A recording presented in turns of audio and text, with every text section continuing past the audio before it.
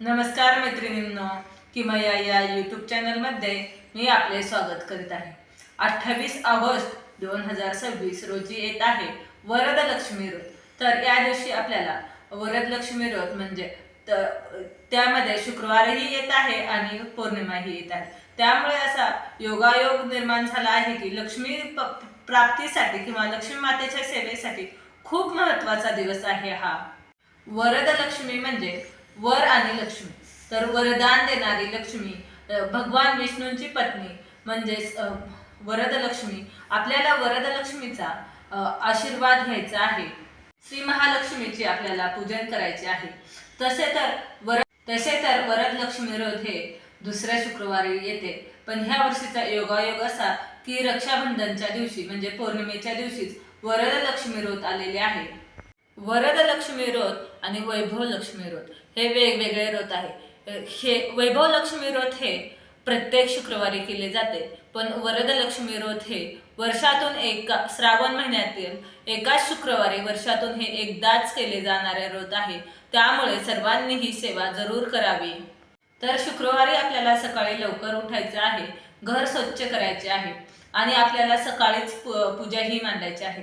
वैभव लक्ष्मीच्या व्रतामध्ये आपण कलशामध्ये पाणी भरतो, तर या वरदलक्ष्मी व्रतामध्ये आपल्याला कलशामध्ये तांदूळ भरायचे आहेत. वरदलक्ष्मी व्रताची मांडणी ही खूप साधी आणि सोप्या पद्धतीची आहे.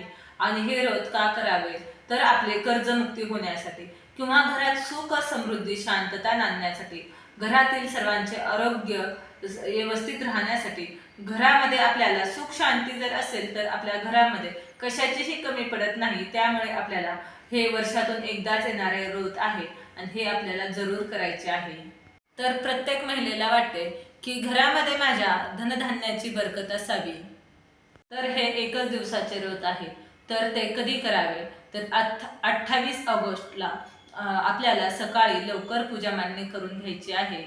त्या दिवशी शुक्रवारही येत आहे आणि पौर्णिमाही येत आहे. तशी पौर्णिमा ही लक्ष्मी मातेला अर्पित केलेली आहे आणि लक्ष्मी मातेचा दिवस आहे. त्यामुळे आपल्याला लक्ष्मी मातेच्या अधिक सेवा करायच्या आहे.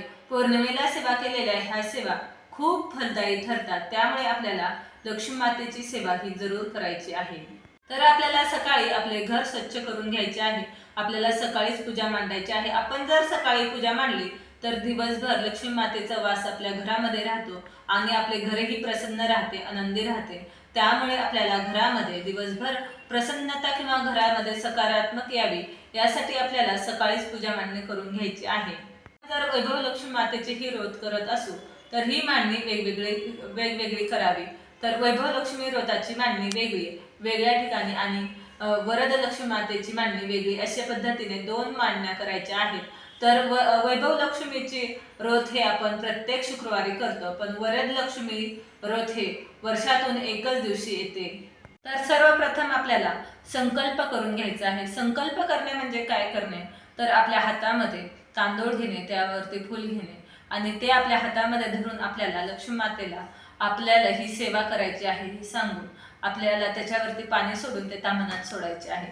तर संकल्प करून झाल्यानंतर आपल्याला गणपती बाप्पांची मूर्ती एका तांबणामध्ये घेऊन त्या मूर्तीला अभिषेक घालून घ्यायचा आहे. जर गणपती बाप्पांची मूर्ती आपल्याकडे नसेल तर आपण सुपारी म्हणून गणपती बाप्पा वापरू शकतो. तर ते सुपारीलाही आपण अभिषेक घालून घ्यायचा आहे आणि एका पाटावरतीच त्या ठिकाणी 2 विड्याची पाने ठेवून तिथे गणपती बाप्पांची स्थापना करून घ्यायची आहे. त्यानंतर आपल्याला करायचे काय आहे तर लक्ष्मी मातेचा जो फोटो आहे तो स्वच्छ करून घेतलेला फोटो ठेवून आपल्याला पूजा मांडणी करून घ्यायची आहे. माता लक्ष्मीची सेवा आपल्याही घरामध्ये व्हावी, स्थायी स्वरूपात वास लक्ष्मी मातेने आपल्या घरामध्ये करावा असं हे प्रत्येकाला वाटत असते.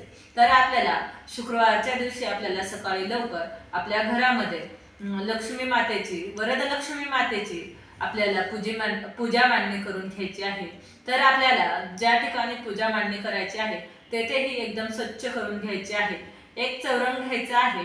त्या चौरंगावरती आपल्याला लाल कलरचं वस्त्र अंथरून घ्यायचे आहे. त्यावरती आपल्याला अष्टलक्ष्मीचा जर फोटो असेल आपल्याकडे तर अष्टलक्ष्मीचा फोटो किंवा लक्ष्मी मातेचा फोटो ठेवून घ्यायचा आहे.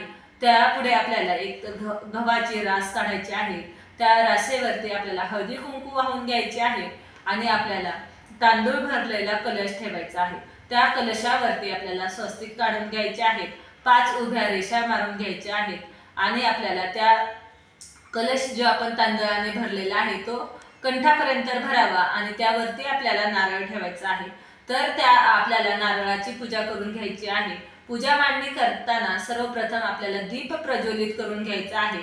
दिव्याचीही आपल्याला पूजा करून घ्यायची आहे आणि कलशाची पूजा करायची आहे. लक्ष्मी मातेच्या फोटोचीही पूजा करायची आहे. त्यांना अक्षदा फुले अर्पण करायचे आहे. लक्ष्मी मातेला आपल्याला गजराही अर्पण करायचा आहे. लक्ष्मी मातेला सुगंधी द्रव्य हे अतिशय प्रिय आहे, त्यामुळे आपल्याला गुलाबाची फुले, मोगऱ्याचा गजरा, ज्या काही गोष्टी आपल्याला मिळतील त्या आपल्याला लक्ष्मी मातेला जरूर अर्पण करायच्या आहेत. तर आपल्याकडे जर श्रीयंत्र असेल तर त्या श्रीयंत्रही आपल्याला पूजेमध्ये ठेवायचे आहे. तर श्रीयंत्रालाही आपण अभिषेक घालून आपल्या पूजेमध्ये स्थान द्यायचे आहे आणि श्रीयंत्राचीही पूजा करून घ्यायची आहे. त्यानंतर आपल्याला पूजा करत असताना देवीचा जो मंत्र येत असेल तो मंत्र म्हणायचा आहे. श्रीम ब्रिजी म्हणू शकता किंवा श्री महालक्ष्मी नमो नमः या मंत्राचाही जप करत करत आपल्याला पूजा करायची आहे.